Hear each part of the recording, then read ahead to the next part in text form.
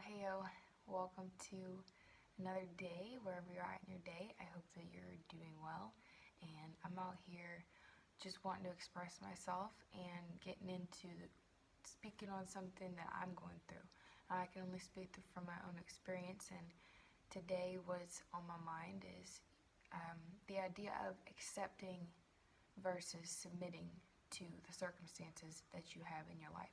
So, accepting certain things are the way that they are, or accepting a person that they are the way that they are, is different than submitting to the way that something is or the way that a person is. So, like, I looked up the definition of submit, and it talks about how it's to place yourself underneath something. So, when you're submitted to something, there's basically you can only go so high. You understand? Like, where I'm getting at with that, it's you only go so high until you hit that circumstance or that level of relationship, wherever it's at. If you're submitted to it, there's not necessarily the room for growth. When you're accepting something, you are able to look at it for what it is. It's a more realistic way of saying, the phrase, it is what it is. I've heard mixed feelings about this phrase, like, over the years, and where I've come to see it as it ties into this definition of accepting. I'm explaining that it is what it is, but that's not all it is.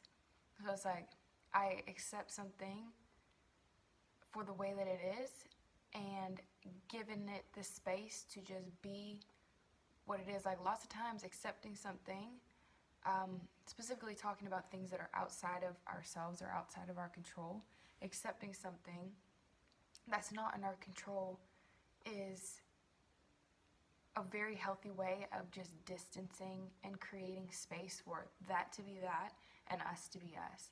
Like, this to be this that I'm going through, but I still have the decision to get through it how I choose. And accepting that a person is the way that they are also gives them the space to be who they are, gives me the space to be who I want to be, and to create the relationship with this person how I choose to be in it.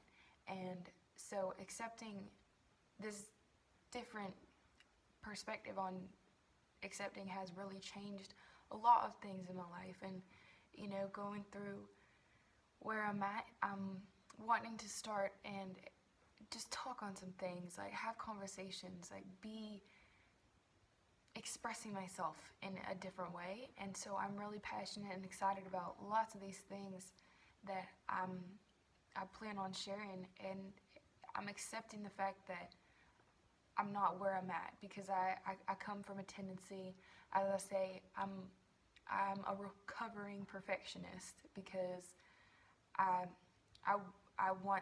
strive to be the highest, best self that I can be. And when I'm not perfect, there's a certain point where I've hit this wall. Like, when I'm going after something and I keep hitting a wall, because I'm human, and because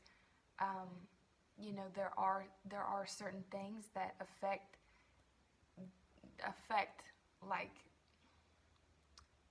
coming into just obstacles along trying to make something happen, like whatever it is that affects that result. I'm coming to a place of accepting I am human, I'm not perfect, giving myself the grace in a way, like, and really just learning this from God. Like, I have to give it up to Him, because I wrestled with it for a while. Like, God, why can't I be perfect? Like, why do we have to be... That sounds so silly, like, maybe because, of course, I'm human. Of course, Jesus was Jesus, but I'm asking God and searching for this understanding and just, like, this acceptance. What I really came down to was I was looking for acceptance of humanity and humans and our sinful nature, and I guess forgiving myself for ways that I'm not perfect, or have fallen short, or have done things that were not in God's image. And so, like, we've all been there, and regardless of what it is though, our situations, our relationships, ourselves personally as individuals, looking at something for what it is the mindset that we can prepare ourselves to learn from something, leave it where it is, and move on. And that's where, I live by. I can't make this too long, but I am going to say that I live by this rule with myself that I'm not moving forward with regrets. Like, I'm not holding on to my past and dragging that with me. If I'm going to go through it regardless, I might as well make it worth my while, and I might as well take something from it. So when I'm going through something hard, and it feels like this is a drag, or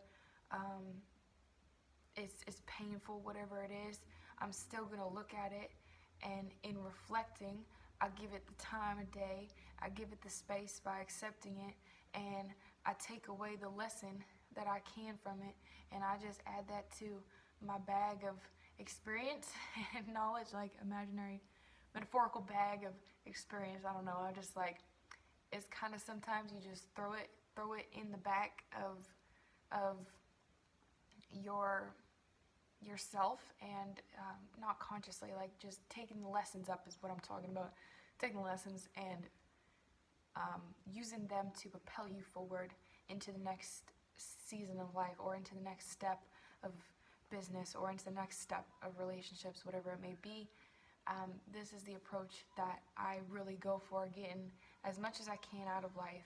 And it all starts, this is like my newest acceptance, or the newest revelation, is that it all starts with acceptance and providing ourselves the space for that, giving ourselves the time of day to reflect on it, and then taking what we need and leaving the rest where it's at, getting on with it. Because really, at the end of the day, all we have is ourselves moving forward. We don't have, all of our belongings. They fade away eventually. Like, all the food we eat, it gets digested and processed. Like, we only really got ourselves. So building our character up and moving forward is going to strengthen us for what we are going to conquer in the future. And that's really the way of making life work for you, instead of letting it work you down, because there's always going to be another day, there's always going to be another challenge, and we're always going to keep it moving. So stay up, y'all, and I'll be around, so I'll be back to share more. Bye.